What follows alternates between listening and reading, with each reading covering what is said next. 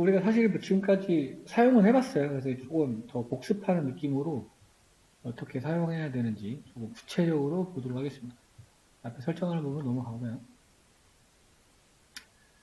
기본적인 모델 구성, 시퀀셜, 순서에 의해서 우리 신경망을 이렇게 연결한다고 이해를 하시면 되겠죠. 그래서 앞에 대문자니까 이제 객체가 될 거고요. 그러면은 이제 만드는 방법이 이제 여러 가지 있었어요. 함수 API 호출하는 방법이 있었고, 그렇죠? 그 다음에 모델 객체를 만든 다음에 거기에 add를 해서 추가해서 신경망을 만드는 방법이 있었습니다. 첫 번째는 이제 시퀀셜 클래스를 사용하는 방법이에요. 시퀀셜, 케라스의 시퀀셜. 그래서 1집층, 64. 이거는 유니스죠, 유니스. 액티베이션은 렐루 함수. 그 다음에 마지막, 출력층. 소프트맥스로 10개 출력하니까, 기본적인 딥러닝에서 다루는 이렇게 안 써있는 데이터 세트는 엠리스트라고 생각하시면 돼요. 사실 이것만 보면 우리가 예측을 할 수가 있죠. 출력 개수를 보면. 여기는 이제 객체를 만들고 애드를 하는 방법이죠. 그래서 다양한 유형으로 신경망을 구성할 수 있다. 되고 여기서는 이제 빌드 메서드라는 거를 사용을 해서 텐서 수를 물을 때 생성할 수가 있다. 앞에 이제 논이라고 이제 의미를 하는 거는 보통 우리 앞에 배치 사이즈가 오잖아요. 그러니까 데이터의 배치 사이즈, 뭐 개수가 될 수도 있고, 그렇죠. 여기 뒤에는 이제 피처 수가 되겠죠. 특성수. 어떤 게 올지 모를 때는 이렇게 논으로 만들어 놓는다. 그렇죠. 피처는 이제 일반적으로 열이 되니까요. 행열. 이렇게 빌드 함수를 사용해서 입력층을 구성할 수 있다. 되어 있고, 빌드가 되면, 웨이트 속성에는 어떤 가중치나 편향들이 다 저장이 되겠죠. 그래서 모델의 웨이트를 찍어봤더니 지금 4개의 센서가 있다고 지금 나왔고요. 첫 번째 거, 첫 번째 웨이트니까 우리 이제 첫 번째 층이 되겠죠. 첫 번째 층과 두 번째 층 사이. 그러니까 입력층하고 언닉층의 사이. 거기를 말하는 거예요, 여기. 요 구간. 요 구간을 보니까, 특성이 3개고, 출력값이 64개야. 여기 나와 있는 거. 여기서 여기 이어지는 구간 얘기하는 거예요. 여기서 앞에서 3이니까, 그쵸. 이렇게 3개가 구성될 거고, 얘는 이제 행렬 곱셈을 해야 되니까. 거기에 각 레이어와 레이어 사이에 가중치, 모양을 확인하는 겁니다. 1층에 평형 벡터. 평형 벡터는 이제 이런 모양으로 이루어져 있으니까요. 얘는 보통 평형 벡터는 더해주게 되어 있죠. 그래서 얘는 이렇게 1차원 모양으로 구성이 되어 있는 거죠. 이렇게 64개가 있다는 거예요. 그리고 두 번째 이제 1번 첫 번째 거 0, 1이니까요. 그 모양을 확인해 봤더니 이렇게 64. 그렇죠? 그래서 여기 편향 벡터의 모양. 그 다음에 2층으로 들어가게 되면 그렇죠? 여기서 64로 끝났기 때문에 그렇죠? 행은 64라는 거잖아요. 그러면 이제 이어줘야 되니까 크기는 같아야 되겠죠? 출력값의 층은 10개. 왜냐면은 10개 0부터 9까지 그렇죠? 거기서 선택을 해줘야 되니까 예측을 해줘야 되니까 그래서 이렇게 나오는 거고 그 층의 개수를 보면 이렇게 64, 10이 되겠죠. 그렇게 되면 이제 2층이 끝난 거고 출력까지 끝난 거죠. 출력층까지 마지막 거 그래서 봤더니 여기는 이렇게 10행으로 구성이 되어 있다. 그래서 각 층과 그 사이에 편향 벡터랑 그렇죠? 웨이트 모양을 살펴보는 코드가 되겠네요. 서머리는 이제 모델을 만들고 나면 이제 모델이 제대로 구성이 됐는지 확인을 할 수 있다. 모델 층, 뭐 파라미터 수 이런 거를 확인할 수 있고 서머리를 찍어봤는데 우리가 지금 구성한 모델은 이렇게 되어 있는 거죠. 요거가 이제 유닛 사이즈가 되는 거고요. 얘는 이제 마지막 층에 있으니까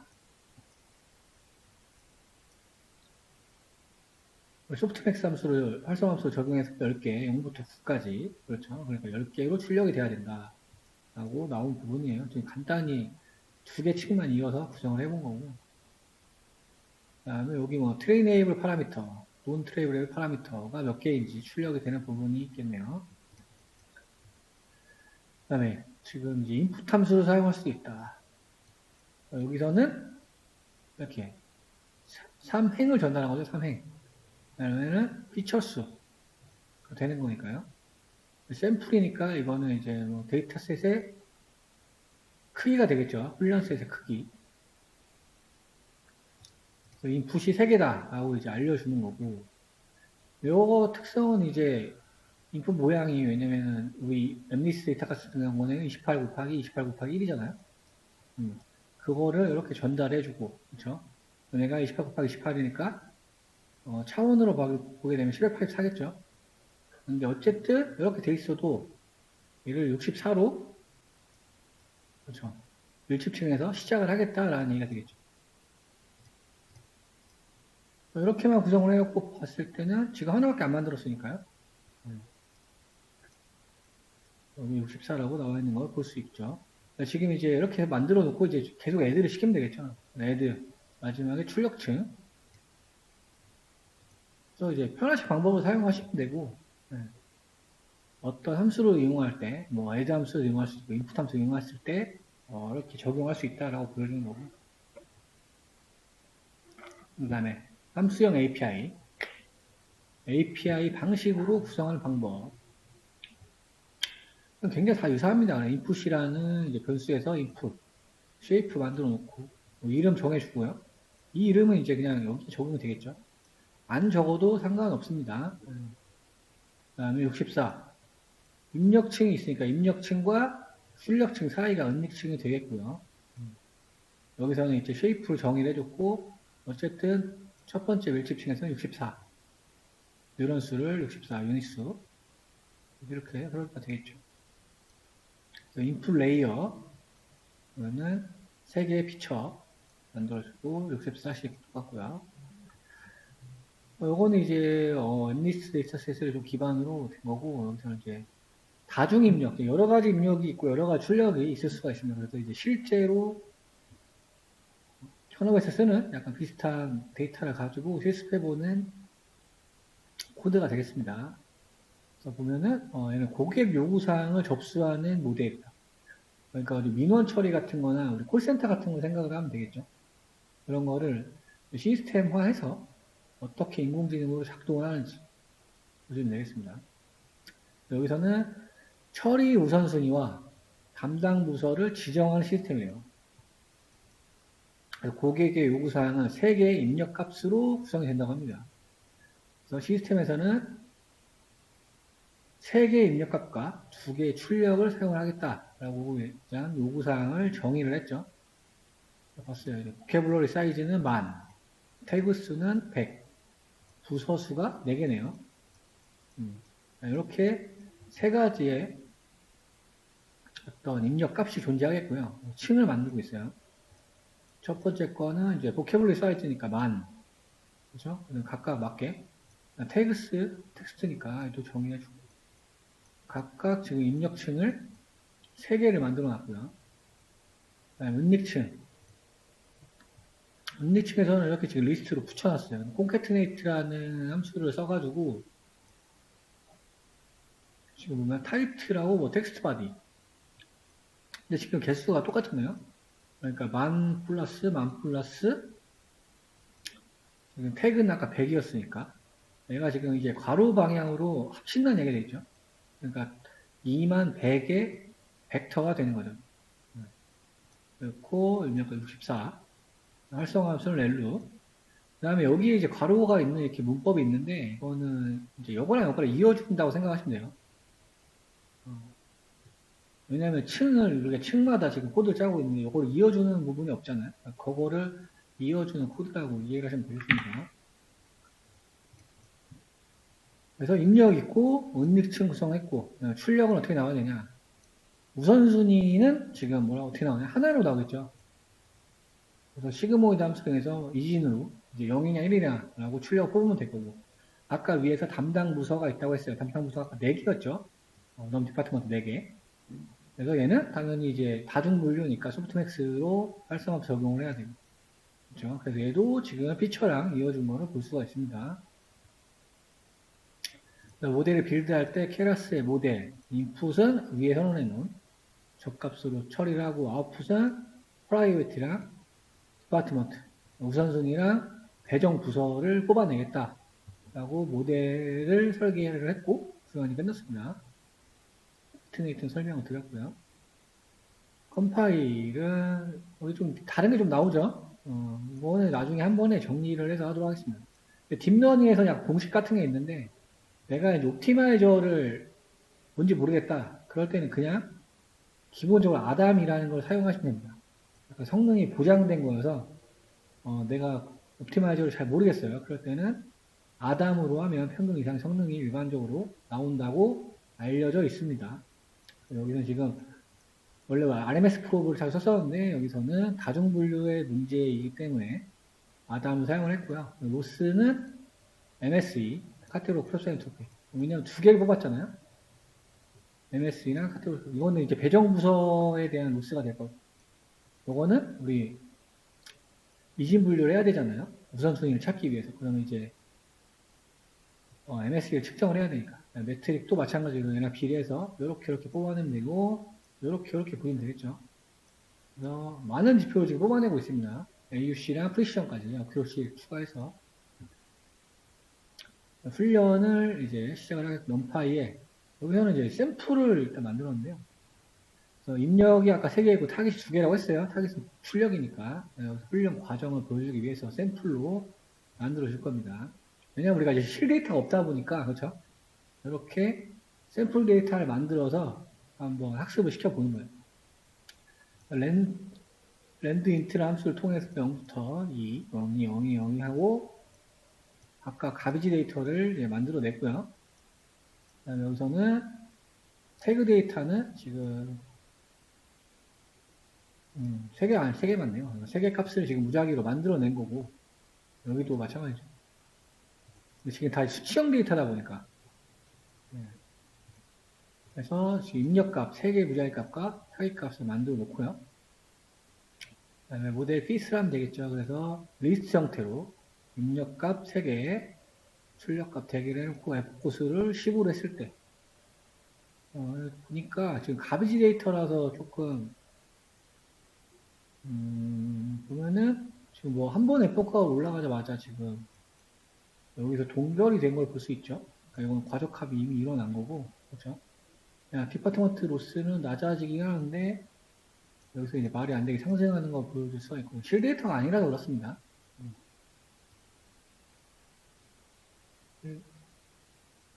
로스랑 MSE 이런 수치들은 계속 낮아져야 되겠죠. 어큐러시나 프리시전 AUC는 높아져야 되는 게 맞거든요. 일반적으로 가비지 데이터가 성능이 매우 안 좋게 나오네요.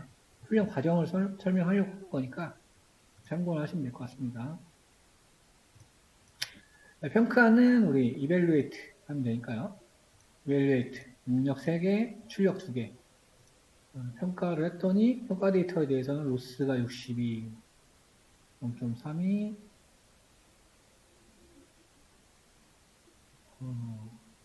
굉장히 좋지 않게 나온 거를 또 확인할 수가 있네요. 기본적인 트리나 이제 지표 활용하는 거는 똑같죠. 근데 지금은 이제 조금 다중이어서 약간 이렇게 리스트 형태로 집어넣는 걸 보실 수가 있고요. 그래서 이제 모델로 실제로 이제 예측을 할 때는 실제 들어온 그렇죠? 이 시스템을 돌려놓고 실제 그 요구 부서에서 날라오는 값들을 이렇게 넣어주면 예측한 값이 나오겠죠? 예측한 출력이 됩니다. 지금 보니까 우선순위를 봤는데 우선순위는 다 1로 계산이 됐네요. 0이 리진 분류였는데 1로 계산이 됐어요. 그다음 요구사항을 처리하는 부서는 아까 4개였고 이렇게 되면 0, 1, 2, 3이겠죠? 0, 1, 2, 3. 근데 지금 이게 마이너스 1승이니까 0.99%. 이쪽이 지금 2번 부서가 가장 높죠? 나머지는 굉장히 낮고요. 마이너스 16승 이래버리니까. 지금 2번 부서로 배정이 다 되고 있네요. 이 테스트 데이터 했을 때. 어리게이션 맥스로 찍어봤더니 다 2번이죠.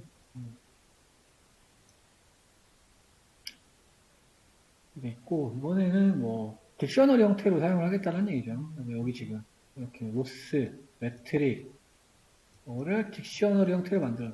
딕셔너리 형태로 이제 만드는 이유는 나중에 이제 우리가 그래프 같은 걸 뽑아낼 때, 딕셔너리 키값으로 접근하면은 거기에 있는 값들을 쉽게 뽑아낼 수 있다 보니까. 그렇죠? 그래서 바로 지금 시각화하는 부분이 나오죠. 근데 이제 지금까지 봤던 거랑 조금 다르게 연결 구조를 볼 수 있는 어떤 그래프를 뽑아낸 라이브러리 소개를 하고 있고요. 파이닷이라는 거와 그래프 비즈라는 게 있어요. 근데 콜앱에는 이미 설치가 되어 있고 만약 로컬 환경에서 사용을 하시려면은 PIP 인스톨로 설치를 하셔야 된다. 그래서 파이닷하고 그래프 비즈 플랫 모델, 플랫을 이제 보여달라는 얘기니까요. 플랫 모델을 해서 이 모델, 그렇죠? 요거는 이제 저장 파일명이 되겠죠. 저는 이제 밑에 아까 다른 걸 좀 해놔서 이렇게 나오는데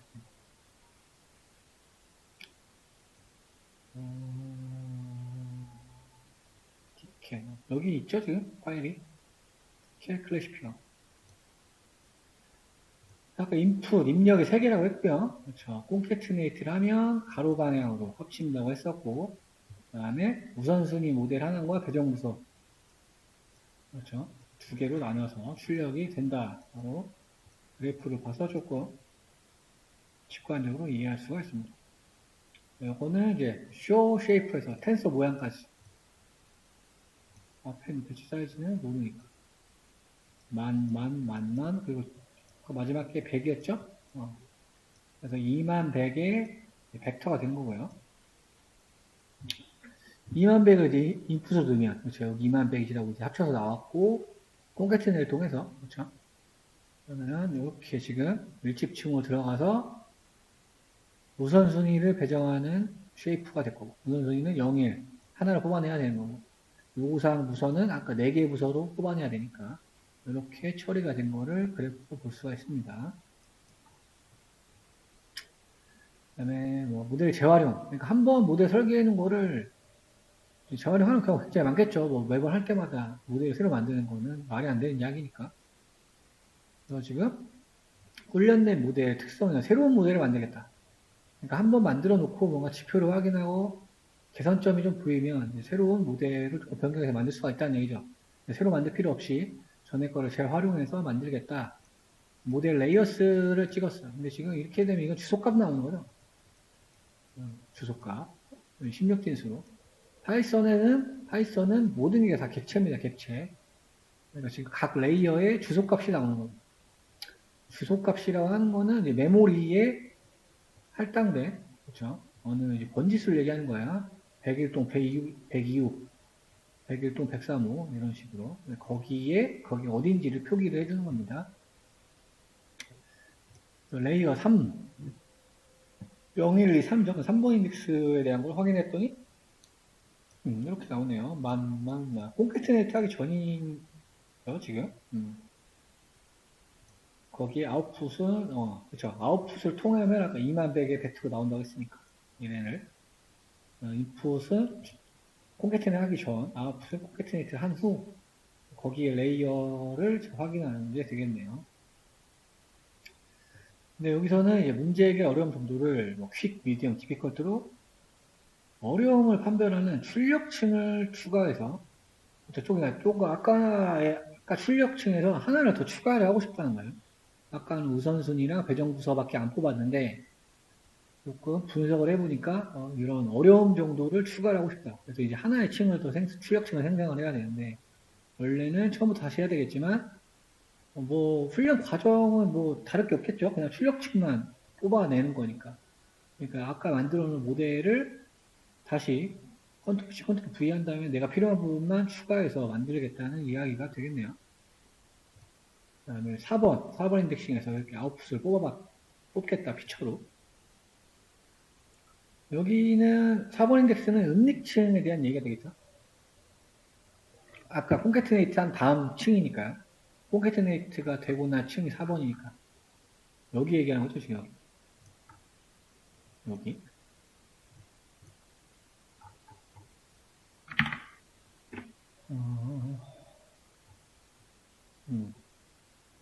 그 다음에 여기서 레이어 댄스 3 위에서 아까 어려움 정도를 3개를 뽑아낸다고 했으니까요.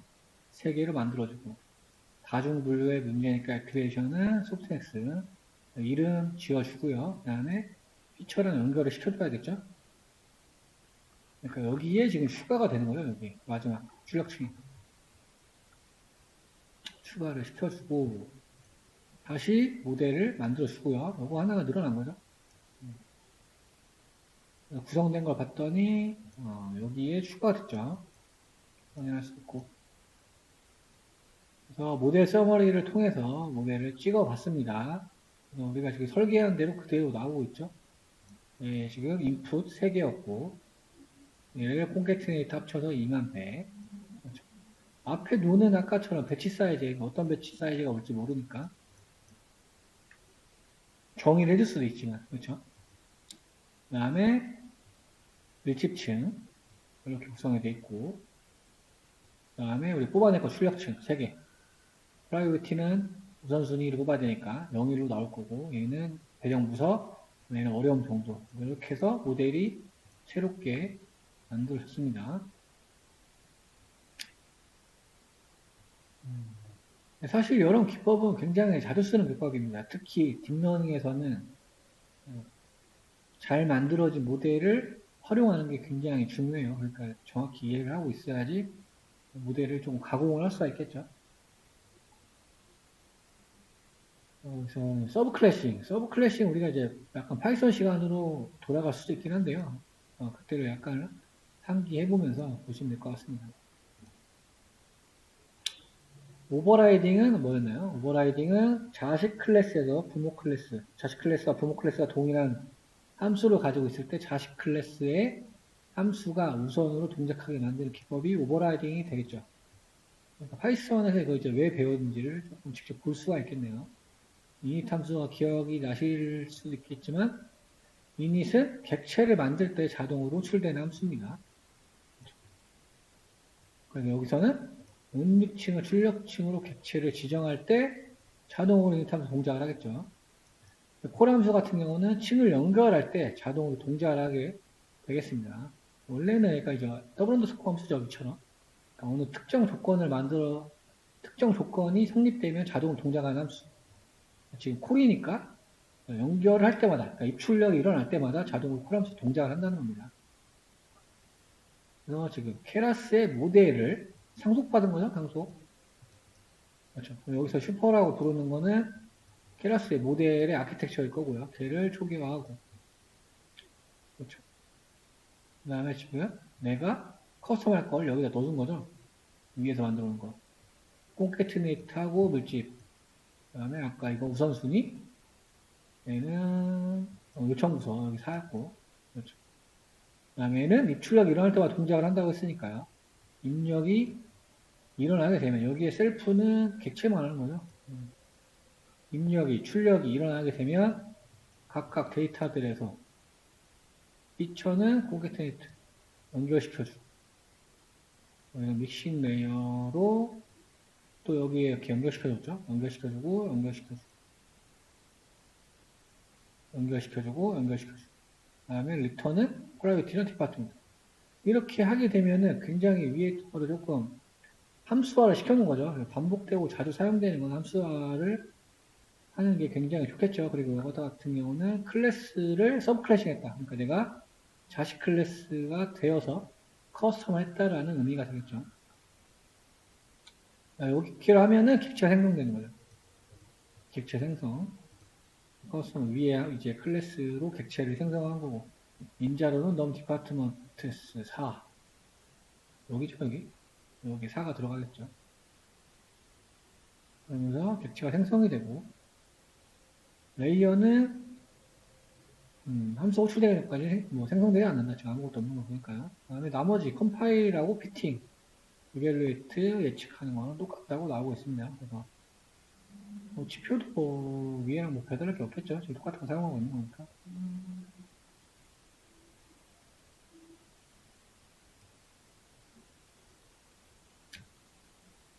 될 거고. 그래서 지금 방식이 3가지가 나왔어요. 그렇죠? 근데 이제 무엇보다도 모델 클래스 층이 하위 클래스이기 때문에 우리는 모델을 하나의 층을 활용할 수 있다. 그래서 서브 클래식 모델을 함수형 모델에 활용하기 추천이라고 되어 있습니다. 여러 가지 기법을 조금 섞어서 쓰는 거 가볍게 보도록 하겠습니다. 서브 클래싱으로 하나의 모델을 선언한다. 한 개의 밀집층, 대수층만 사용을 하고 이층 분류니까 하나의 유닛과 시그모이드 함수 다중 클래스에는 범주수랑 다음에 활성함수는 소프트엑스 사용한다. 그래서 이렇게 지금 정의를 한 거죠. 얘도 마찬가지로 지금 상속을 받은 거고, 넘버 클래스의 기본값은 이제 2로 되어 있긴 합니다. 그래서 클래스가 2개이면 시그모드 적용하고, 그 밖에는 그 클래스 숫자에 맞게, 그렇죠? 유닛을 정해주고, 다중분류 문제니까 활성함수는 소프트엑스가 굉장히 심플하게 구성되어 있죠, 이거. 그 다음에 얘는 이제 서브 클래스 만든 거고, 여기서는 API 형식으로 인풋 3개 만들어 놓고요. 입력이 아까 3개였으니까요. 그렇죠, 우리? 그렇죠.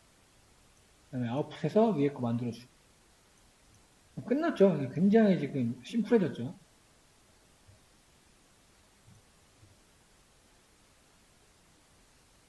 그래서 이제 이걸 어떻게 활용하냐. 지금 보니까 인풋 쉐이퍼 64네요. 64하고 댄스 1. 액티베이션하고 인풋 전달하고 이진 분류. 그러니까 지금 얘는 우선순위 처리하기 위한 모델이 되겠죠. 얘도 지금 얘 전용 모델을 만든 거고요. 똑같이 2개. 넘버 클래스 2개, 64. 그렇죠? 있는 거. 콜도 댄스랑 플래시표 만들어놓고 여기서 객체 만들어주는 거죠. 그래서 여기서는 이제 엠리스 데이터셋을 가지고 나서 위에 만들어 놓은 거를 조금 실전 테스트를 해보겠다. 너무 자주 봤으니까요, 우리. 그쵸? 데이터 로드하고 정규화 해주고, 그쵸? 리쉐입을 해줘서 바꿔주는 부분. 여기서 이제 전용으로 만들었죠, 전용으로. 인풋 쉐이시니까 28, 28, 784. 그렇죠? 그 다음에 첫 번째 유닛은 512로 해줬고요. 렐루. 그 다음에 드랍아웃으로 규제 좀 걸어주고, 그 다음에 출력은 10개 뽑아내겠다. 모델 처리한 함수는 끝났죠. 그래서 위에서 만들어주고 모델에 본 파일은 여기 RMS 프로 로스 배터링은 계속 했던 거 그대로 정의를 했고 F4는 3번밖에 안 줬네요. 3번밖에 안 했는데 지금 보면 어큐러시가 굉장히 높게 나오고 있죠. 96, 3번밖에 안 했지만 이거는 사실 더 훈련시켜도 되겠죠. 왜냐면 어큐러시는 올라가고 밸리데이션 로스는 계속 낮아지고 있기 때문에 조금 더 훈련을 시킬 필요가 있다. 그다음 이벨루에이트 평가, 테스트셋으로 평가해보고 그다음 실제로 프로젝트 해보고 테스트셋을 적용을 했는데도 어큐러시가 97로 3번밖에 훈련을 안 했지만 굉장히 성능이 좋게 나오는 걸 확인할 수 있습니다. 사용자 정의 평가 지표. 여기서는 이제 매트릭을 내가 좀 커스텀 하겠다는 얘기죠. 그래서 커스텀 하려면 이미 구형이 되어 있는 클래스다 보니까 그렇죠. 얘는 오버라이딩에서 나머지 스타일로 이제 바꿔주겠다는 얘기죠. 그런 기법을 그냥 소개를 하는 겁니다. 네, 이거는 뭐 굳이 이거까지 볼 필요 없는데 그렇죠? 여기서는 내가 조금 평가 지표를 수정을 하고 싶을 때 얘기를 하는 거고요. 여기는 RMSE 얘기하는 거예요. 그래서 케라스 매트릭 상속 받아서 처리를 하는 거. 여기 이제 2개 있는 거는 우리 딕셔너리 데이터들 매개면수 가로인자로 받을 때 곱하기 표시 2개 있는 거 있었죠. 뭐 나머지는 참고만 하면 될 것 같아요. 굳이 이렇게 쓸 필요는 없었어. 내가 좀 편하게 커스텀에 쓰고 싶을 때. 그렇죠? 왜냐면은 지표를 자기 원하는 것만 뽑아내고 싶어서 그런 거죠, 지금 보면. 한 번에 다 처리를 하기 위해서. 그래서 그냥 슈퍼를 해보면은 어큐러시를 안 했으니까. 왜냐면 이런 식으로는 보통 안 나오잖아요. 그렇죠? 같이 쓰지 않으니까 보통. 근데 그거를 조금 내가 한 번에 처리를 하고 싶을 때는 이렇게 클래스에 상속받아서 이렇게 3개의 메소드를 오버라이딩해서 수정을 해주면은 내가 원하는 대로 커스텀에서 뽑을 수 있다. 이 얘기를 하는 이미지 세이프는 5만에 784 차원. 그다음에 쿨백 함수가 나오는데요. 쿨백은 내가 이제 훈련을 하고 있는데 훈련을 하면 이제 특히 코렉 파트에서 훈련을 하고 있으면 다른 작업을 못 하잖아요. 훈련할 때까지 기다려야 되니까. 그죠? 프로그램이 실행되는 도중에 다른 API를 호출하는 어떤 API다. 그래서 지금 하고 있는 프로그램과 독립적으로 실행이 된다. 신경망 훈련 과정에서 다양한 기능을 클래스가 제공을 한다. 보통 이제 그 지표 같은 거를 실시간으로 보기 위해 그런 거죠. 그렇죠. 훈련 과정을 보고 싶을 때. 여기 뭐 체크포인트, 얼리 스타핑 여러 가지가 소개가 되는데 주로 쓰는 거는 이제 체크포인트랑 얼리 스타핑이 되겠어요. 그래서 이제 이거만 간단히 살펴보면 피트 메소드, 얼리 스타핑은 여기서 지금 정의를 해줬죠. 페이션트, 참을성, 2를 해줬어요. 2. 그래서 자동으로 검증셋에 대한 정확도가 연속으로 개선되지 않을 때 종료를 시키는 옵션을 걸어준 거예요. 내가 이제 훈련량이 많은 거 돌려놓을 때 내가 매번 볼 수는 없잖아요. 그러니까 약간 자동화 시켜놓은 거죠. 어차피 개선되지 않으면 학습을 한다고 하는데 의미가 없으니까요. 체크 포인트는 이 단어 그대로 매 에포크마다 모델 저장해 놓는 거예요. 약간 형상 관리를 위해서.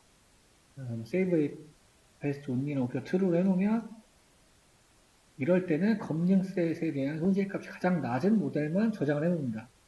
원래는 매번 여기 접근하면 매 에포크마다 그 모델 파일이 저장이 되는데 그러면 좀 낭비가 될 수 있으니까 다른 건 필요 없고 검증셋 손실이 제일 낮은 모델만 저장을 해놓는다. 콜백 리스트를 해서 콜백 함수를 불러서 이렇게 두 개를 정의해 놓은 겁니다. 그래서 여기에다 넣어주면 되죠. 모델을 피팅할 때 콜백에 넣어주면 끝난다는 거예요. 다른 거는 지금 한 파일이고, 이거는 모델 만들 때 입력 데이터, 정답지, 에포크스, 검증 데이터 뭘로 쓸 거냐, 이 옵션인데, 여기에 그냥 추가가 된다는 거예요. 심플하죠. 그래서 막 훈련을 했는데, 지금 뭐 CF가 돌면서 끝나버렸죠?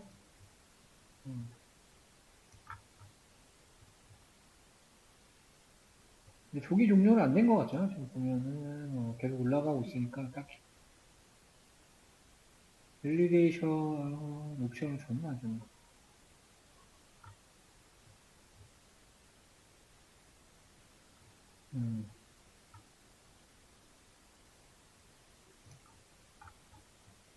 아까 저게 밸리데이션 가장 적을 때, 로스가 적을 때 그것만 저장을 해놓는다고 했어요. 체크포인트에. 아까 툴 옵션 줬으니까요.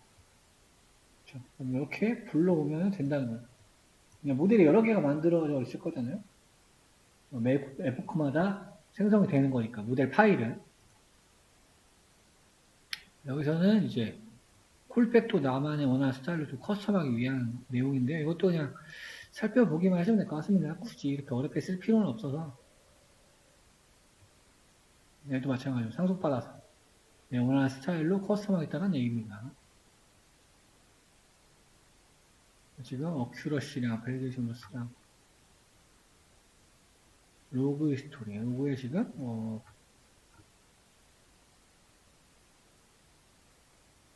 에포크 정보랑 그렇죠? 배치별 손실값을 추가하고 싶어서 지금 커스텀하는 부분이죠. 이렇게를 추가해서 배치별 로스를 뽑아본 거. 근데 어떻게 잘 쓰면은 굉장히 고급적인 프로그래밍이 될 수도 있긴 한데 쉽지는 않은 영역이다 보니까 참고만 하시면 될 것 같습니다. 그 다음에 텐서보드 아까 콜백 함수 사용하게 되면 훈련을 하면서 다른 작업을 할 수 있다고 했잖아요. 독립적으로 사용할 수 있다고 했으니까. 텐서보드는 이제 훈련 과정을 모니터링하는 시각화 그래프인데 그걸 모니터링할 수 있는 툴을 제공을 해요.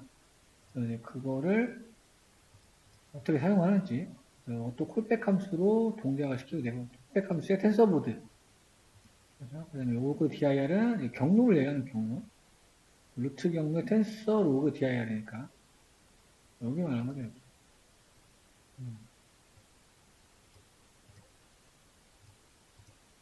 경로는 이렇게 되고 여기에 일단 어떤 데이터들이 저장이 되고 나는 이제 훈련을 하면서 이렇게 로그 형식으로 찍히는 거를 이 보드판에 접근하게 되면 실시간으로 시각화해서 볼 수 있다는 얘기입니다.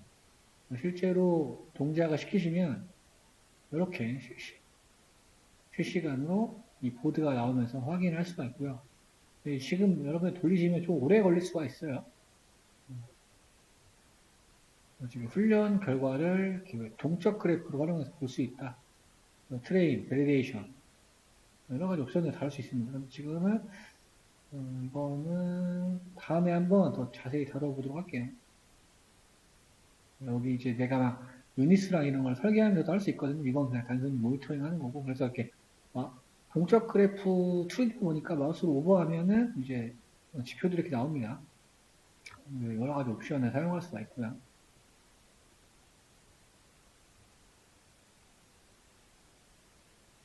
독립적으로 이제 실행을 하려면 이렇게 이 명령어를 실행을 하면 된다. 돌리고 있습니다. 근데 이제 주피터 환경에서는 실행하기가 좀 어렵겠죠. 로컬 환경을 얘기하는 거예요. 그래서 만약에 이렇게 느낌표 붙여서 실행을 하게 되면 이렇게 주소가 뜹니다. 이 주소에 접속을 하시면 실시간으로 훈련을 하면서 훈련 과정이 이렇게 보인다는 얘기예요. 로컬 환경에서 궁금하신 분들은 한번 해보시기 바랍니다. 지금은 여기서는 볼 수가 없죠. 왜냐면은 콜앱에서는 내 IP가 이게 아니기 때문에 이거는 이제 다른 작업을 좀 해야 돼요. 네트워킹 같은 작업을 좀 해줘야 됩니다. 방화벽 설정이랑 이런 거 해줘야 되기 때문에 굳이 그렇게까지 할 필요는 없거든요. 만약에 내가 뭐 콜앱을 나는 반드시 알아야 된다 그러면은 말씀해 주세요. 그러면 이제 하는 방법은 있긴 해요. 그렇게 자주 쓰지는 않으니까. 보통 이제 서버에서 얘를 돌려놓고 거기서 동작을 시키면 얘가 나오면 이 주소 들어가서 확인하는 식으로 많이 구성을 하니까요. 지금은 콜앱 주피터라서 한계가 좀 있고요. 일단은 뭐이 정도로 보시면 될 것 같아요. 요거 밑에부터는 작업 중인 코드라서 이렇게 좀 보시면 될 것 같고, 좀 전에 이제 맥스 풀링이 그렇죠? 이미지 사이즈를 줄인다고 말씀을 드렸었어요. 조금 자세히 살펴보도록 하겠습니다. 시간이 굉장히 중요해서 어떻게 보면 이제 딥러닝의 근본이라고 할 수 있거든요. 지금 보니까 어쨌든 맥스 풀링은 없고 컨버터 투기밖에 없죠. 컨버터 투기라는 건 이제 합성 곱이에요. 합성 곱. 여기에 이제 필터는 이제 아까 말씀드렸듯이 필터는 이런 채널이랑 똑같다고 생각하시면 돼요. 채널 수. 그러니까 이미지를 뒤로 이렇게 쌓는다. 뒤를 늘린다. 커널 사이즈는 이제 일반적으로 3을 사용을 합니다.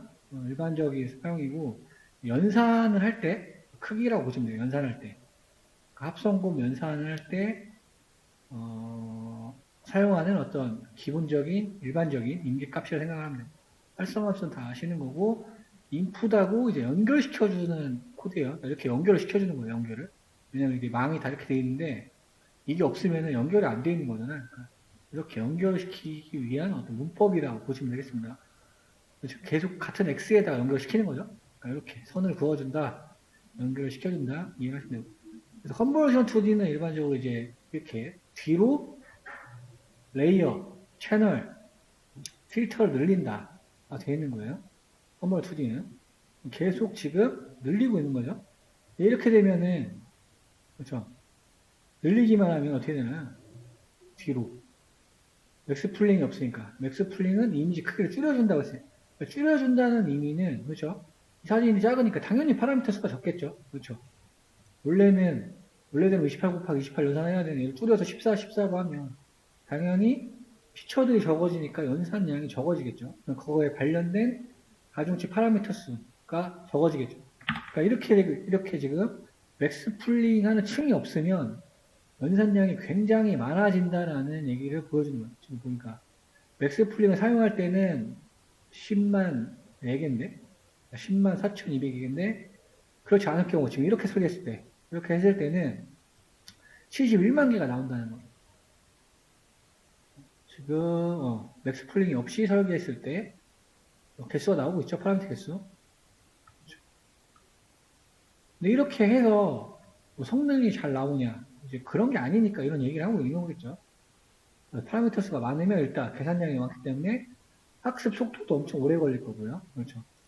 너무 불필요한 피처들이 학습이 되기 때문에 성능에 대한 건 학습 결과나 지표를 보고 이야기를 해야 되겠죠. 근데 위에 이게 왜 빠져 있는 것 같네? 뒤에도 나올 것 같습니다. 여기에 엑스플레인이 있는 거랑 비교를 하는 줄 알았는데, 네. 여기는, 실제로 데이터가 있네요. 여러분들 캑을 가셔서,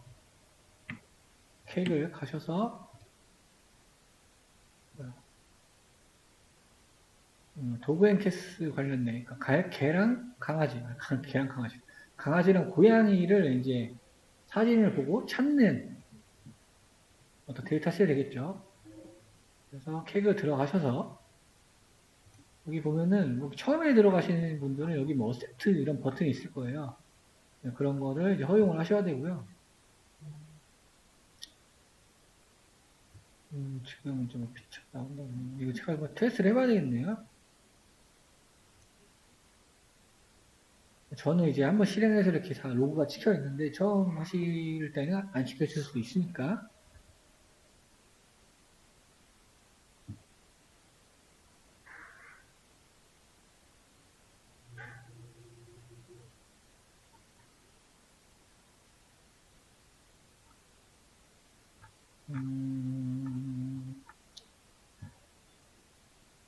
지금 이렇게 하면 더 안 좋을 것 같은데.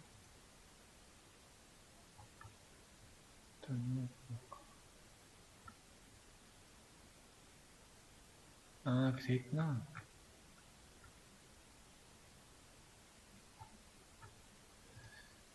이거는 그 API 키를 여러분이 올리셔야 되는 거예요. 그러니까 지금 캐글에서 여기 가시면은 자기 게 있잖아요.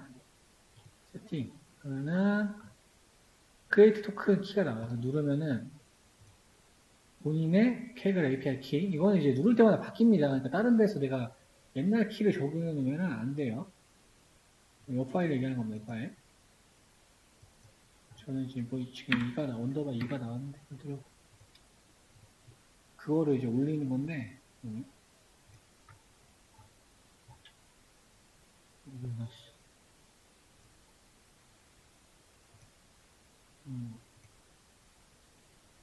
아까 그 캐글 파일을 여기다 이제 올려줘야 되고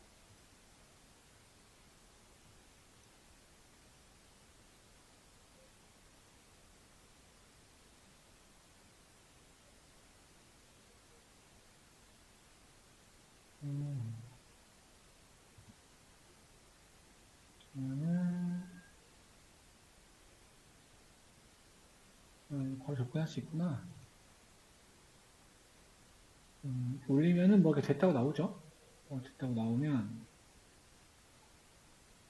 이제 이 키를 기반으로 해서 자동으로 다운로드 받게 되는 거예요. 그러니까 용량이 많은 경우는 내가 로컬에서 받아서 올리면 굉장히 시간이 오래 걸리기 때문에 이 콜앱 내에 핥아파를 자원해서 다이렉트로 캐글에서 연결해서 받으면 엄청 빠르거든요. 이거가 제끼는 파일명이 이거라 그렇죠. 이거라. 여러분들은 캐글로 돼 있을 거예요. 저는 이게 지금 파일이 많아가지고 지금 자동으로 나온 거고. 그래서 이 부문을 실행을 했을 때 자동으로 이렇게 다운로드가 정상적으로 되시면은 정상적 작동을 하시는 거예요. 물어보셔야 됩니다. 안 되면. 안 그러면 되게 굉장히 비효율적으로 할 수가 있기 때문에. 다운로드 됐죠? 굉장히 빠르죠? 지금 800메가 봤는데 보이면 3초도 안 걸린 것 같아요. 여기까지 하고 나면 이렇게 도그스 vs 캐스라는 이미지 파일들이 다운이 되고 이제 압축을 풀어야 되겠죠. 압축을 풀고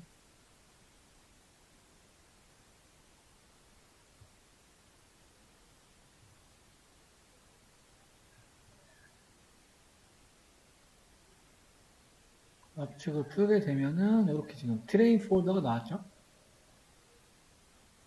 그러면은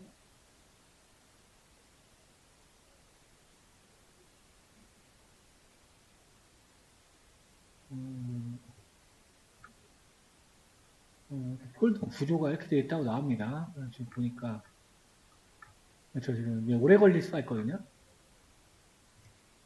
트레인 폴더 밑에 밸리데이션 폴더, 테스트 이렇게 세 가지로 나눠져 있고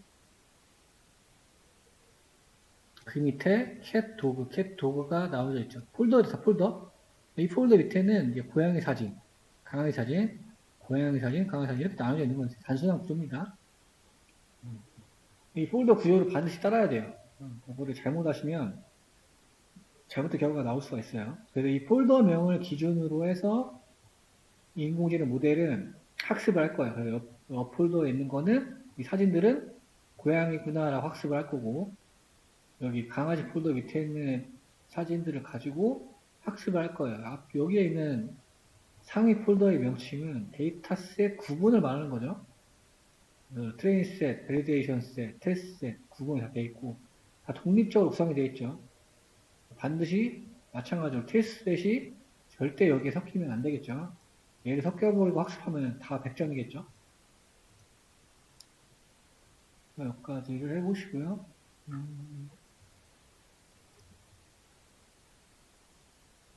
이 코드는 이제 인덱싱별로 데이터 나누는 게 되겠네요. 데이터를 이제 정상적으로 분류해주는 코드 다 자동화로 구성이 되어 있습니다.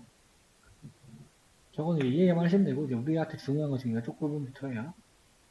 일단은 조금 세팅을 좀 해보세요. 여기까지 안 되신 분은 말씀해 주시고 잠깐 시간을 드리겠습니다. 또 하죠. 보니까 우리가 사이즈가 굉장히 처음 보는데 신기한 사이즈가 나왔죠. 이런 거는 한번 확인을 해보시는 게 좋아요. 그것이 아까 트레인 폴더 밑에 뭐 있다고 했으니까 딱 이미지 같은 거를 뭐 한두 장 다운받아서 확인해 보면 되겠죠. 지금 약간 사진이 많아가지고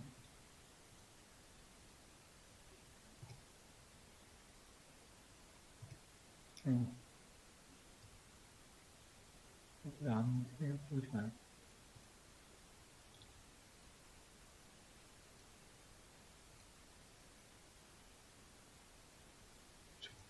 사진이 지금 크기가 500에 374잖아요. 그렇죠?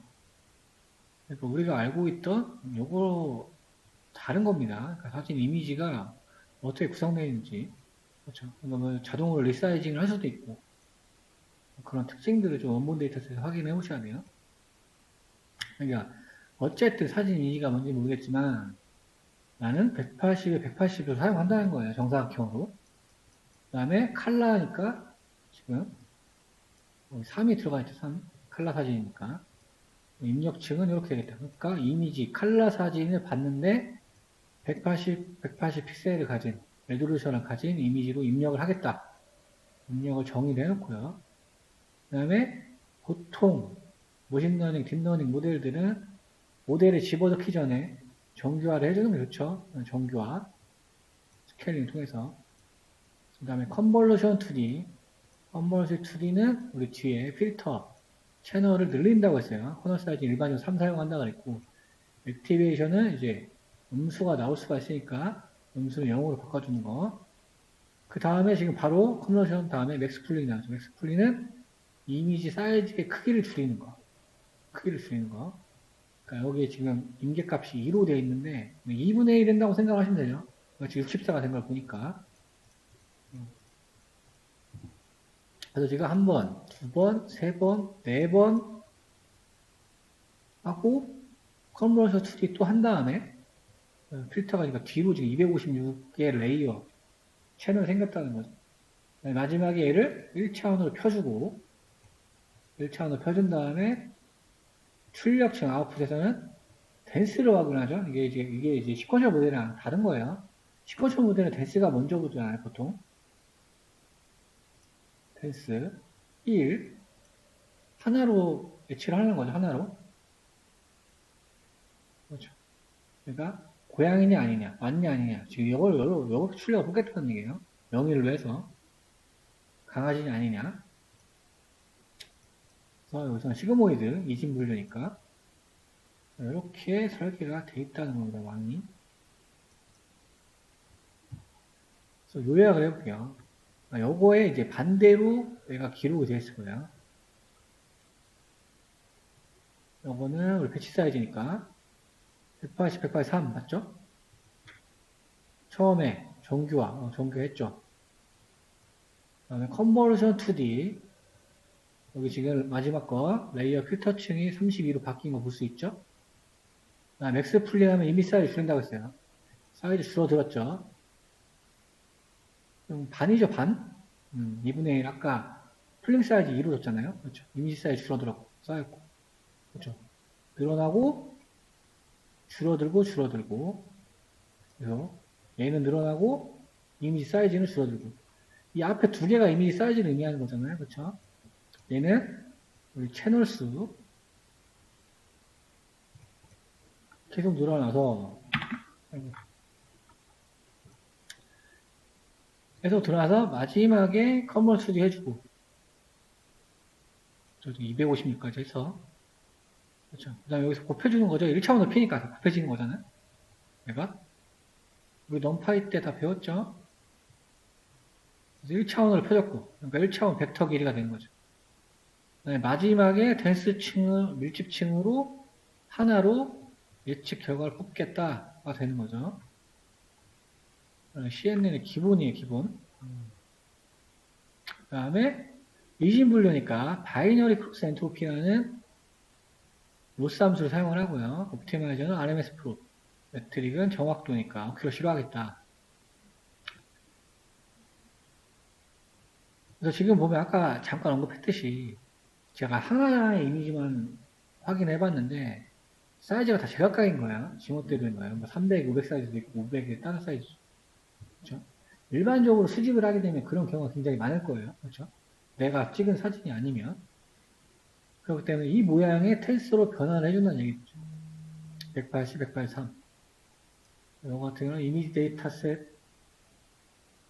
그럼 딕셔너리 함수를 이용하면은 배치의 크기로 훈련된 테스트셋을 쉽게 생성할 수 있다.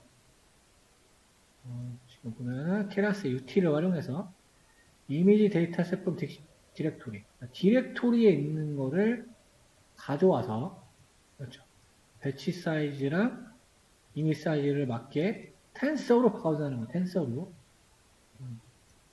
디렉토리에 있는 사진들 가져와서 텐서로 바꿔주는 거 바꿔서 확인해봤더니 각각의 파일 개수가 나오고 두 가지로밖에 구성이 안 돼 있더라. 이 두 가지는 어떻게 아나요? 폴더가 두 개씩 존재하니까요. 그렇죠? 트레인 셋, 밸리데이션 셋, 테스트 셋 이렇게 출력이 되는 거 볼 수 있고요. 그래서 데이터셋을 텐서로 바꿨고 그렇죠? 이미지 사이즈 맞게 확인해봤어요. 여기는 배치 사이즈, 얘는 하이트, 그렇죠? 위드, 채널 수, RGB, 라벨은 당연히 32, 그렇죠?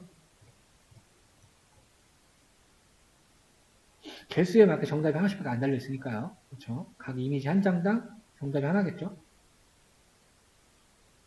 여기서 지금 좀 전 주피터에 다뤘던 콜백 함수가 나오고 있습니다.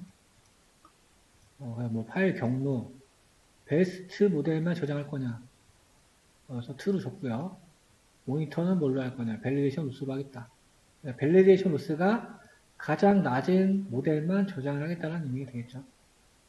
피팅 해주고 랩포크는 30 밸리데이션 셋은 밸리데이션 셋 주고 콜백 함수는 위에 정의한 콜백 함수 사용하겠다.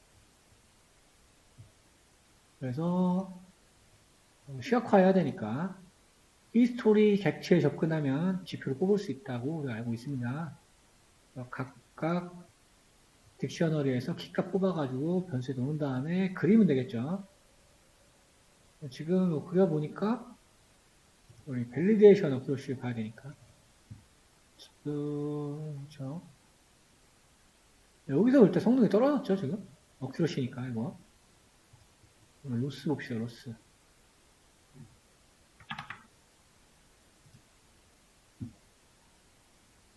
이미 지금 5번째부터 과적값이 일어난 거죠. 여기서부터 올라가니까 로스인데 그렇죠. 네, 지금 과적값이 빨리 발생을 했는데 이유가 뭐냐면 크기가 작기 때문이다. 왜냐면 아까 데이터셋을 입력이 2000개가 된 거지.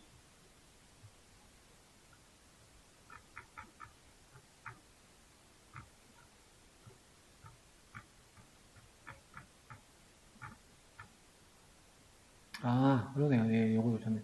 지금 데이터셋 인위적으로 개수를 조금 너무 적게 설정을 해놨죠.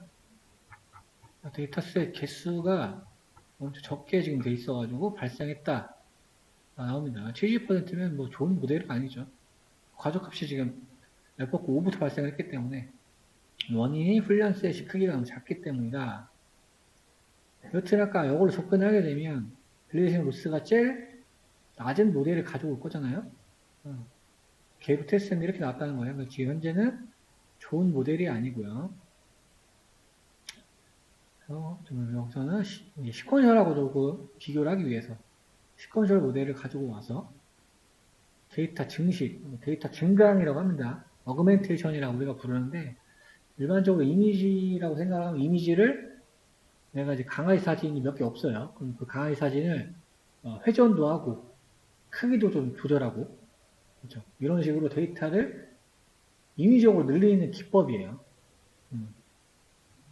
여기를 보면 회전하는 기법, 좌우 회전, 지정된 방향 회전, 그다음에 확대 축소해서 지금 데이터셋이 아까 2000개밖에 없었는데 걔는 인위적으로 늘리겠다는 얘기입니다. 어그멘테이션, 데이터 증강하는 기법이라고 생각하시면 되겠고 지금 인자로는 레이어 셋, 랜덤 플립 위에 있는 거 호리조널이니까 수평으로 회전을 시키겠다. 로테이션은 0.1 그다음에 줌은 0.2 비율로 조절하겠다. 그래서 정의를 해주고 이거는 우리 사이즈 지정. 그래서 지금 포문을 돌면서 트렌드 데이터에서 테이크 1 첫 번째 이미지를 가져와가지고 그 이미지 이거는 이제 라벨이겠죠. 근데 라벨 필요 없으니까 지금 언더스코어 처리를 한 거고 어그멘테이션에 얘를 집어넣은 다음에 어그멘테이션 이미지 왜냐면 얘를 이제 돌려가면서 늘려야 되니까요. 그렇죠. 지금 서브 플러스로 3개 보여줘야 되니까 그래서 예, 지금 언사인드 인트 8로 했네요. 이거는 성능 때문에 베이스 타입으로 사이즈를 지정을 해준 거고 보면은 증강된 데이터들인 거죠 이게.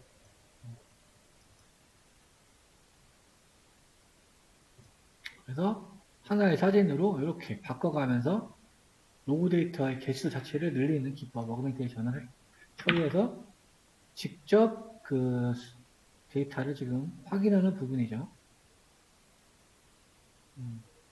그래서 뭐 좌우로 막 돌려가면서 데이터를 늘립니다. 그래서 지금 9개가 생기는 거죠. 돌리게 되면.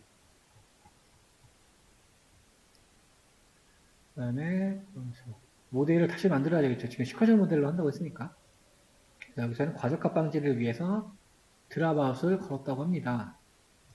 좀 간단히 살펴보면 사이즈 텍스트 정의해놓고 인풋에다가 어그멘테이션 된 이미지를 넣네요. 텍스트가 늘어났겠죠. 그 다음에 정규화 시켜주고 밑에는 시퀀셜이 아니죠 지금. 또 컨버전 2D 스플링 계속 오다가 여기부터 지금 보면 되겠죠. 컨버전 2D 끝나고 뒤에 우리가 필터 256까지 만든 다음에 1차원으로 펴주고 마지막에 드랍아웃을 0.5로 규제를 시켜줬어요. 이거는 과적값 방지를 위해서. 그 다음에 CNN의 기본적인 마지막에 댄스층 액티베이션 이진 불리는 시급 모니터링 정의를 해주고 모델을 새롭게 만들어서 포커스를 좀 늘렸네요. 100으로 늘려서 학습을 시켰다. 뭐 좀처럼 늘어나 보이긴 않는데 꽤 올라가네요. 점점 올라가는 걸 볼 수 있죠. 시각화가 밑에 있으려나? 있겠죠. 그래서 시각화 보겠습니다. 어큐러시는 일단 어큐러시가 일단 뭐 90%가 넘어갔고 검색셋에 대해서는 조금 왔다 갔다 하긴 하지만 로스를 보면 로스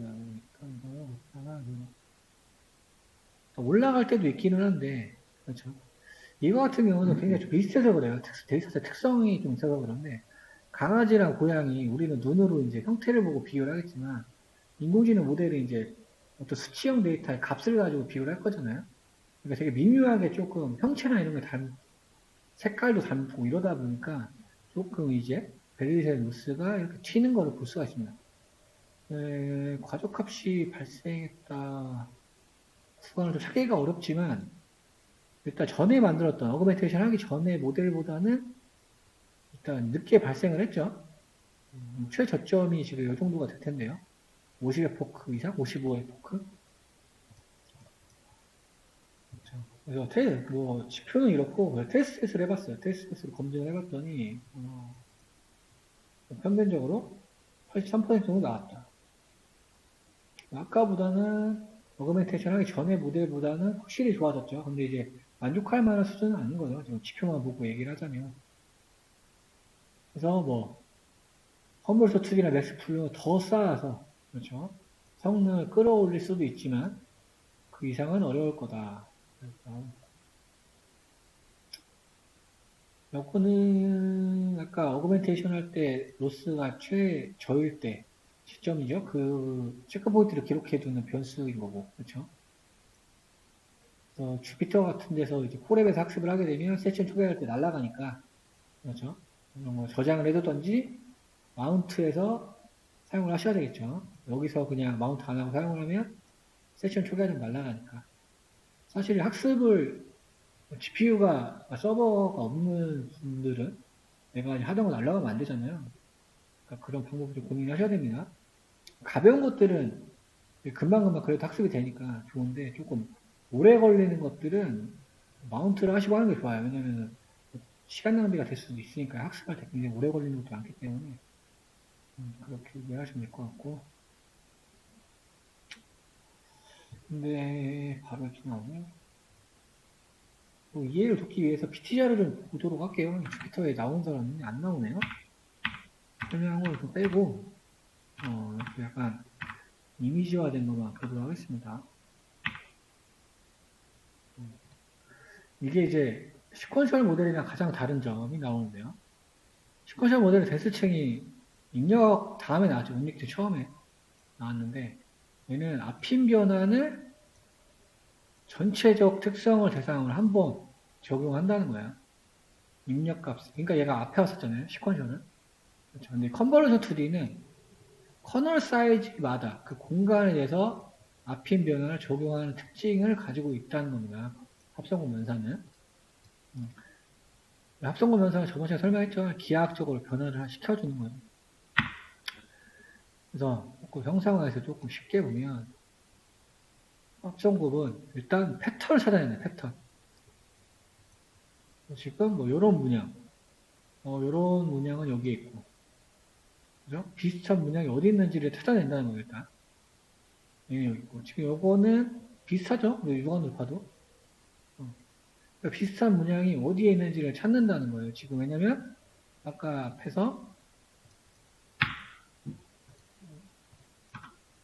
그렇죠. 앞인 변화를 적용했으니까 커널 사이즈라는 걸 존재하고요.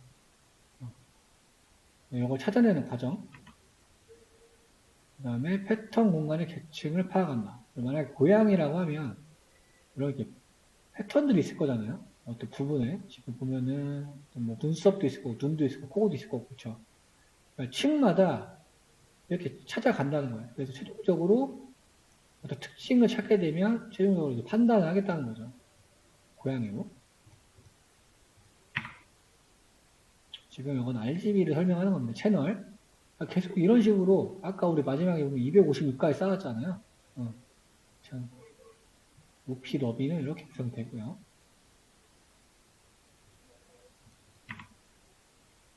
이거는 아까 설명을 드렸던 거고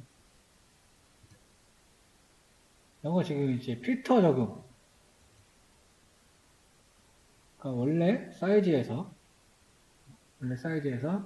필터를 적용하면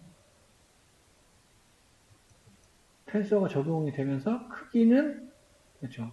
크기가 작아지죠. 앞인 변은 하는 얘기가 나오거든요.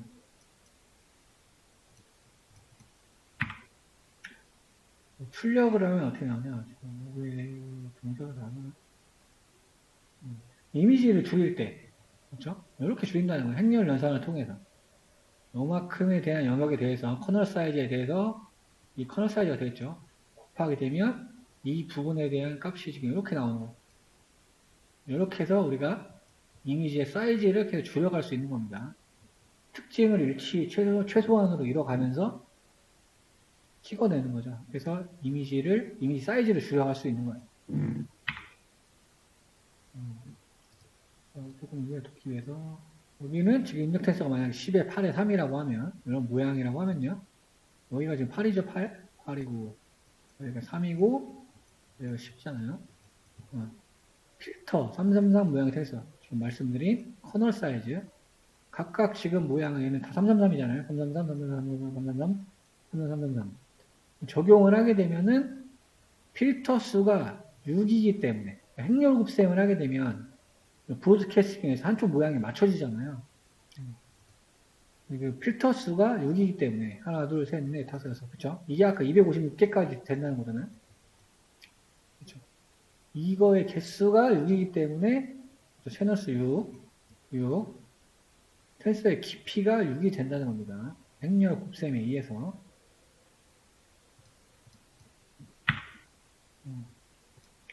그래서 지금 요게 이제 레이어가 되는 거죠. 지금 제가 자꾸 256이라고 얘기를 하는 거. 원래 최초 이미지가 이랬어요. 그러면 컨버스 2D라면 뒤로 늘어난다고 했잖아요. 개수가. 늘어나고 또 두 번째 늘어나고.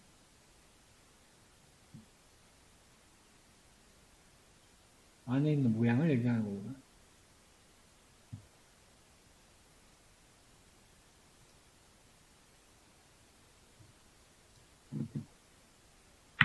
다른 그림이 있었던 것 같은데, 지금 안에 여기에 지금 이제 1차원으로 펴지는 마지막 부분의 그림을 말하고 있는 거예요. 이따 전이학습 할 때 그림이 한 번 더 나올 것 같으니까, 그 그림 참고하시면. 패딩하고 보폭이라는 용어가 나와요. 뭐 스트라이드 얘기하는 거고, 패딩은 보통 여백 얘기하는 거죠, 여백. 그러니까 여백. 마진, 그 단어. 왜냐면은, 입출력, 모양이 다를 수 있기 때문에. 그래서 그때는 이런 패딩과 보폭 기법을 이용을 한다라는 내용이고요.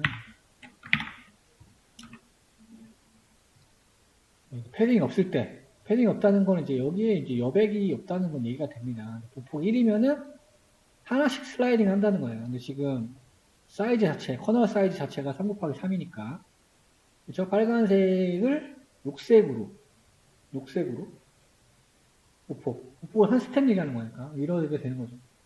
이 부분에 대한 거, 지금 사이즈가 5 곱하기 5잖아요. 5 곱하기 5 사이즈가 이렇게 연산을 하게 되면 슬라이딩 보고 1로 해서 하면 이렇게 된다는 거예요. 그래서 빨간색 정보가 이렇게 되고 녹색에 대한 정보가 이렇게 된다는 거예요. 그럼 지금 이미지로 보면 이미지 사이즈가 줄어든 게 되는 거죠. 그 과정을 지금 설명드리고 있는 겁니다. 그래서 깊이하고 너비가 줄어든다. 왜냐하면 요거가 같다. 여기에 이제 각각 픽셀 값이 있을 거잖아요. 그렇죠. 그 다음에 지금도 패딩은 없다. 그러니까 마진이 없다는 거예요. 경계선. 이 밖에 값들, 테두리 값. 곱하기 2래요. 그러면 두 칸씩 밀어야 되는 거죠. 그러면은 5 곱하기 5 똑같았지만 지금 사이즈를 2 곱하기 2로 하면 이렇게 반비례해서 줄어든다는 거예요. 반비례해서. 얘가 5 곱하기 5가 2 곱하기 2가 된 거잖아요. 그렇죠? 곱하기 2로 졌을 때 지금은 패딩이 있고 보폭은 1로 하겠다. 패딩이라는 거는 이제 여기에 지금 보시면 점선을 이야기하는 겁니다. 점선. 패딩이 있고 보폭이 1이래요. 그럼 이제 패딩까지 적용을 해서 이렇게 줄어든다는 게 되겠죠. 이렇게. 그러니까 패딩에 있는 정보까지. 이건 이제 모양을 맞추기 위해서 쓰는 기법이 되겠죠. 이것도 마찬가지로. 그렇게 되면은 이 패딩 기법을 사용하게 되니까 깊이 너비가 동일하게 유지가 되는 거죠. 지금 파란색이 원래 원본이니까요.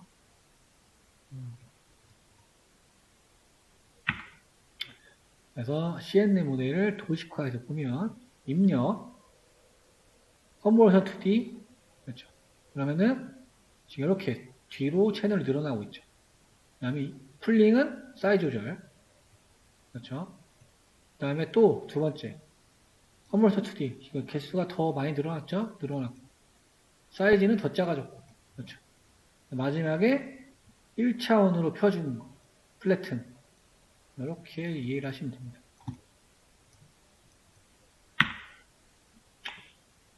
그래서 이미지의 빅데스를 살펴보면 지금 맥스 풀링 얘기하고 있는데 맥스 풀링이 이미지 사이즈를 줄이는 거라고 했으니까요. 풀링 사이즈 2로 했죠. 그러니까 2 곱하기 2가 될 거고 요 네모 중에 그렇죠? 안에 픽셀 값이 1, 5, 3이라고 정의를 하는 겁니다. 근데 이거 사실 우리가 그 데이터 보관할 때 그렇죠? 압축할 때랑 똑같은 거예요. 그렇죠? 그럼 여기서 가장 큰 값만 가져가면 되는 거죠. 가장 큰 특성 피처만. 그러면 5가 들어가는 거예요. 그래서 앞에 맥스가 있는 건데, 맥스니. 그러면은 원본의 어떤 특징들을 보존을 하면서 이미지 사이즈를 줄일 수가 있겠죠. 왜 줄여요? 연산량 때문에 줄이는 거죠. 연산량 때문에. 왜냐면 결국엔 1차원을 펴야 되니까. 다 마찬가지입니다. 맥스플링. 그러니까 우리가 예전에 어떤 이미지의 해상도를 줄이는 그 기법이 CNN에서는 이제 맥스플링이라는 기법으로 소개를 하고 있고 풀 사이즈는 그 사이즈를 얘기하는 겁니다.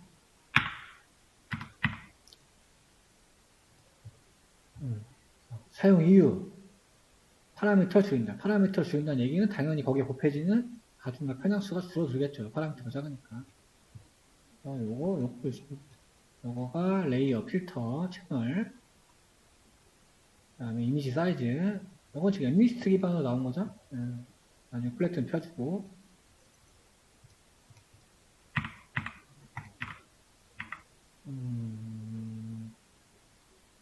이건 아까 나왔던 거고.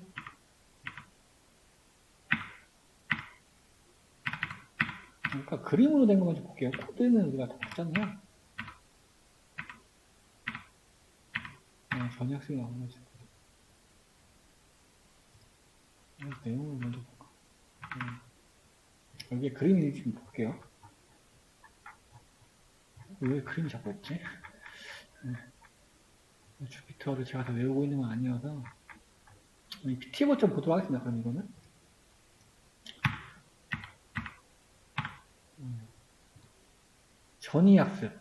전이학습이라는 건 어떤 모델이 있으면 그 아키텍처에다가 전이를 시킨다는 겁니다. 그러니까 잘 구성되어 있는 모델에 그렇죠?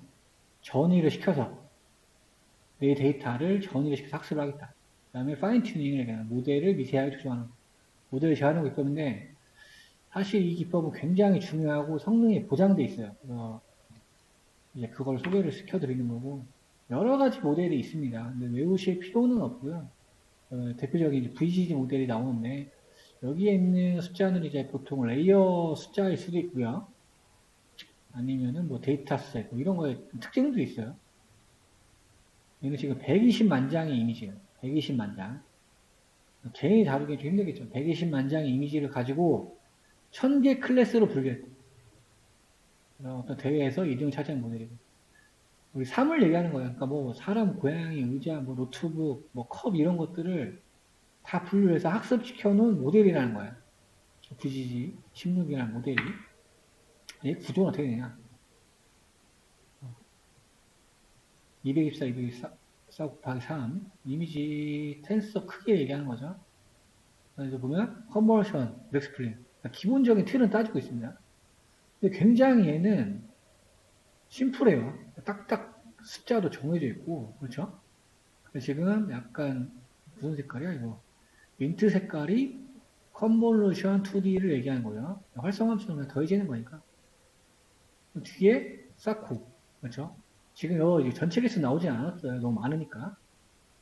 쌓고 줄이고 줄였죠 지금? 엑스플링돼서 또 쌓고 줄이고 해서 마지막에 이렇게 줄이는 굉장히 모델이 심플해요.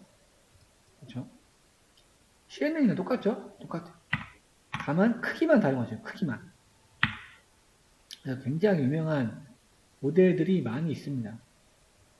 가능하시면 다 한 번씩은 사용해 보시는 게 좋아요. 아까 공식처럼 있는 합성급 모델들이어서 대표적인 어떤 시스템들이나 오픈소스 프로젝트의 백본으로 들어가는 경우가 굉장히 많습니다. 그렇죠. 전위학습은 심플합니다. 우리 내장 데이터셋 사용하는 것처럼 그 아키텍처 모델의 이름을 가져오는 거예요. VG16 하고 웨이트, 가중치는 이미지넷으로 쓰겠다.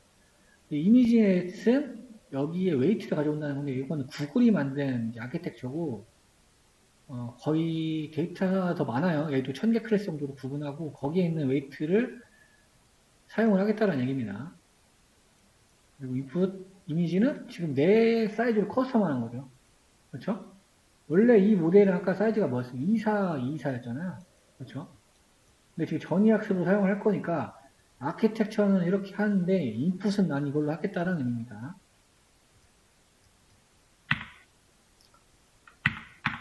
그러면은 데이터를 변환해주고 수치를 특성을 뽑아내서 학습을 하겠죠. 코드 나온 거는 이따 보죠. 두 번 설명할 수가 있으니까. 그러니까 형상화된 것만 좀 보도록 하겠습니다.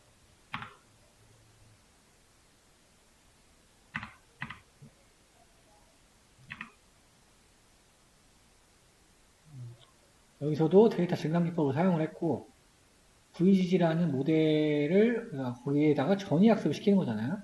그렇죠. 그러니까 아키텍처 이거 따른다는 거잖아요. 이런 옵션들이 존재하고 기저 동결이라는 건 이제 거기에 이제 특성을 내가 승계를 하겠냐 안 하겠냐 따르겠냐 안 하겠냐 이런 옵션이 될 거예요.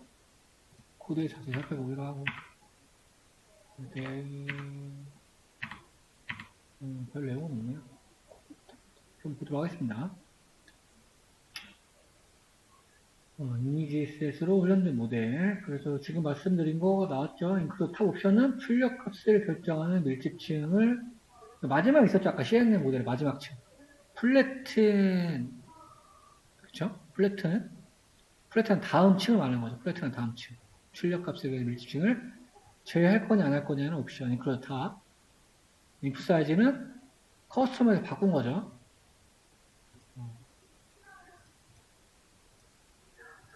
그래서 만들어 놓고 요약한 거. 실제로 지금 VGG 모델로 내가 바꾼 다음에 서머리를 해보니까 뭔가 자동으로 바뀌었죠? 뭐가? 그 모델을 내가 자동으로 전이학습 시켰기 때문에 이 아키텍처를 따르면서 내가 인풋한 형태에 맞게끔 자동으로 수정이 돼서 배치가 된 걸로 확인할 수가 있어요.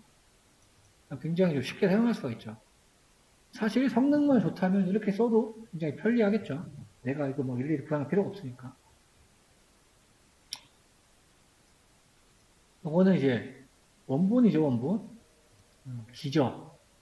원래 VGG16 모델의 원본 로우에 대한 아키텍처. 가중치를 넣어줬다고 합니다. 이미지넷 가중치, 웨이트. 원래 아까 그림보다는 지금 웨이트가 들어갔기 때문에 조금 더 레이어가 들어가 있는 부분이 있죠. 이렇게 FC 이런 게 밀집층도 수가 있고. 반복되는 것들이 존재하니까요. 이거는 아까 우리 데이터셋을 불러와서 나눠주고 텐서화 시키는 부분이겠죠. 데이터셋, 피처 앤 라베스. 데이터셋 폴더에서 배치 단위로 VGG 모델을 적용을 하겠다.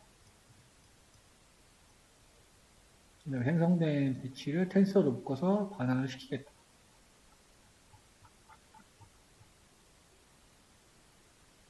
그래서 샘플 모양을 봤더니 변환된 모양을 봤더니 배치 사이즈는 2000이고 512로 돼 있네요. 지금 여기서 변환을 시켜서 그렇죠. 원본 데이터셋을 VG 모델을 활용하기 위해서 전처리를 시켜서 확인해 본 거야. 지금 테스터 형태니까 테스트 사이즈를 확인해 봤더니 이렇게 변하는 걸 확인할 수 있어요. 그럼 이제 이 크기에 맞게 입력을 넣어줘야 되니까 입력층은 5에 510. 채널수 얘기하는 거죠, 채널수. 네, 은닉층 보니까 여기서는 되게 지금 간단하게 좀 바뀌었죠. 플래튼, 그 다음에 바로. 이렇게 지금 바뀌었으니까 데이터셋을 아예 바꿔버리고 적용을 하는 부분이죠. 심플하게. 그러니까 얘를 그냥 갖다가 피고, 그렇죠? 왜냐면 지금 이미지 사이즈가 이미 많이 줄어들었잖아요. 이상적으로. 플래튼 한 다음에 밀집층. 256으로. 뽑은 다음에 드랍아웃 불러주고, 이제 이진분류니까 하나를 뽑아내야 되겠죠. 그러게 했더니 97%네요. 그러니까 더 지금 좋죠. 그 CNN 모델을 사용한 것보다 VGG16으로 전위 학습을 시켰을 때 정확도가 더 좋은 거를 알 수가 있습니다.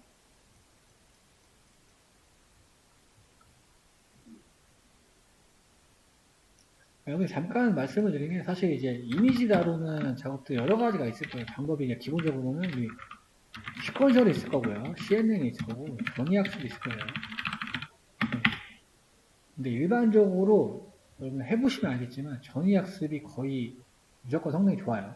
이거는 그냥 알고 계시면 돼요. 근데 이제 나중에 어디 이제 데이터 가지고 시험을 치는데 아마 이거는 굉장히 50% 이상은 딥러닝에서는 CNN을 물어보기 때문에 나올 거란 말이에요. 근데 이제 요거를 못하게 하는 제한 조건을 걸어둘 수가 있죠. 근데 이거를 전학습을 못하게 하고 아키텍처를 직접 시퀀셜이나 CNN으로 만들어야 되는데 뭐 어느 정도 성능을 만들어야 된다. 그럴 때는 이 모델로 이제 설계를 해서 해야 되는 거고 뭐가 이제 상관이 없다 하면은 전역습을 사용하시는 게 성능은 일반적으로 좋다. 좀 말씀을 드릴게요, 지금.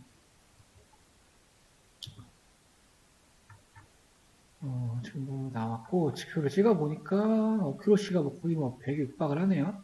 100에 육박을 하고, 로스를 보면, 로스, 표준 로스.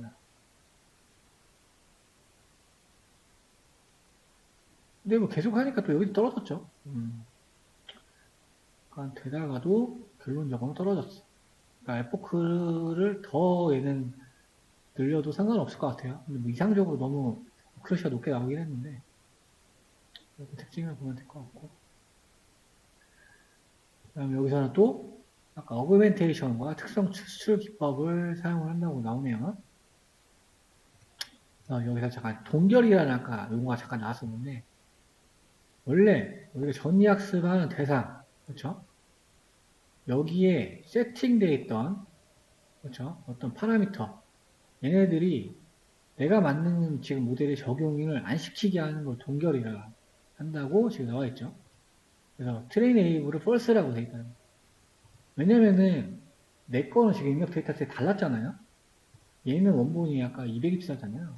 크기가 224, 224였는데 내가 하려고 했던 거는 180이었잖아요. 그렇죠? 그렇죠? 근데 이제 얘를 학습할 때 얘를 애초에 이 모델을 만들 때 여기에 들어가 있는 웨이트들이나 특성들이 있을 거잖아요. 이제 걔를 포함을 시킬 거냐 안 시킬 거냐를 결정하는 부분이죠.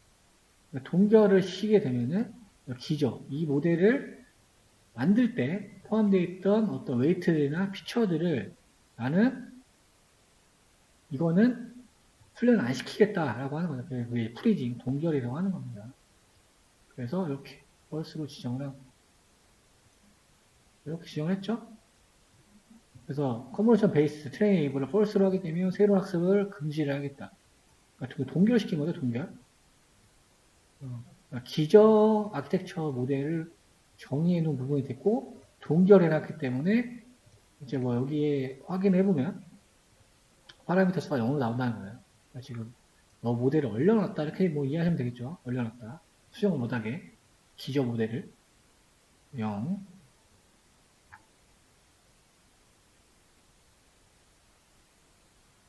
이렇게 나왔고 여기는 어그멘테이션 기법을 이용해서 여기에 시퀀셜이 나오는 건 이 작업들을 순서대로 하기 위해서이죠. 플립하고 로테이션하고 중요하고 데이터 증강한다고 했으니까요. 그 다음에 모델 구성 아까 만들어 놓은 거 그 다음에 기저 베이스에다가 지금 데이터 증가한 거 집어넣고요. 플래트는 좀 뽑아내고 이건 똑같죠? 이렇게 학습을 하게 되면 기저에 속한 층, 아까 파라미터가 0으로 나왔던 거. 왜냐하면 인풋이 다르니까. 여기 그래서 논으로 표시된 거 볼 수 있죠. 다 논. 기저에 있는 어떤 층들을 학습하지 않고 두 개의 밀집층에서만 학습이 이루어진다. 여기서 정의한 거. 그래서 지표를 찍어보면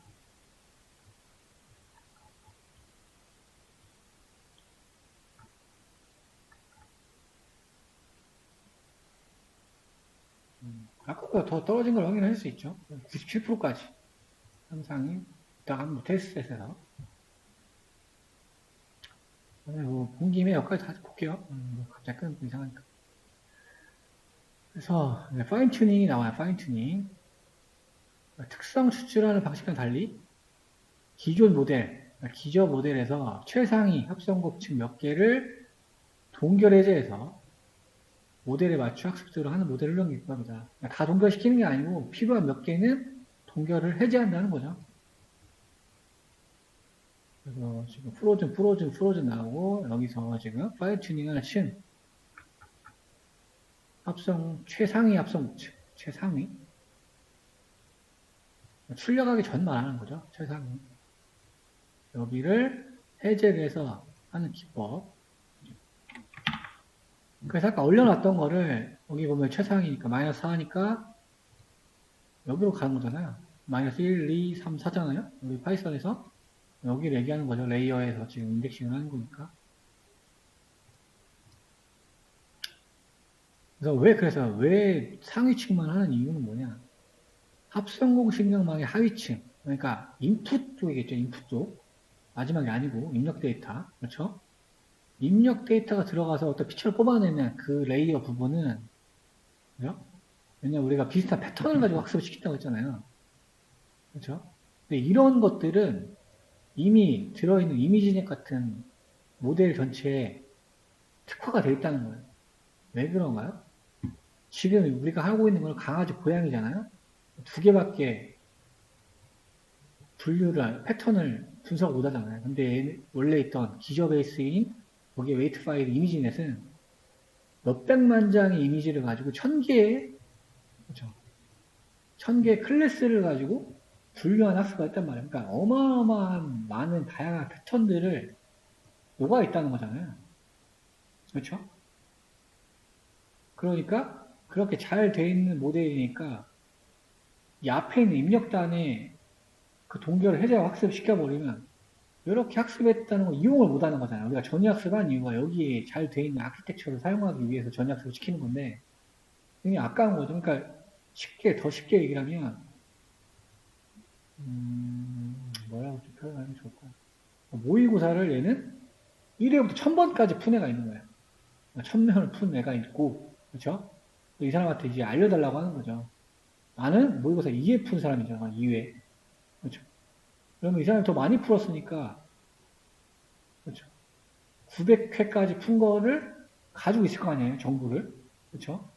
나중에 나는 이제 거기서 뭔가 두 가지 유형의 강아지랑 고양이에 대한 문제가 나온대요. 그렇죠? 그럼 나는 몇 가지 이 사람이 가지고 있는 학습된 결과를 가지고 이 두 개만 조금 특화해서 학습을 하면 더 결과가 잘 나오겠죠. 그러니까 잘 짜여져 있는 아키텍처를 가지고 와서 나머지 상위 계층만 나는 조금 특화를 해서 뽑아내서 바꿔주면, 파인튜닝해서 바꿔주면은 더 내가 원하는 데이터셋에 관해서는 성능이 좋게 나올 것이다 라는 추론에 출발을 한 거죠. 그래서 전위학습이 굉장히 좋습니다. 그러니까 1000개의 클래스에 대한 학습을 한 사람이잖아요. 이 지금 전위학 대상의 모델은.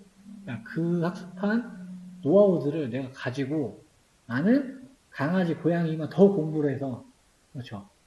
위에 마지막에 얹어서 최종적으로 시험을 보는 거랑 똑같은 거죠. 그러니까 굉장히 타당한 어떤 가설이 되겠죠. 그러니까 그런 기법이 파인 튜닝 기법이다. 그래서 테스트를 해봤더니, 그렇죠. 98 플러스 1이면 굉장히 좋아졌죠. 그렇죠? 그래서 이미지 셋이 얼마 안 되지만 이렇게 파인 튜닝까지 하고 전이학습하고 파인 튜닝 했을 때 가장 성능이 좋았던 거를 우리가 확인을 할 수 있었던 겁니다.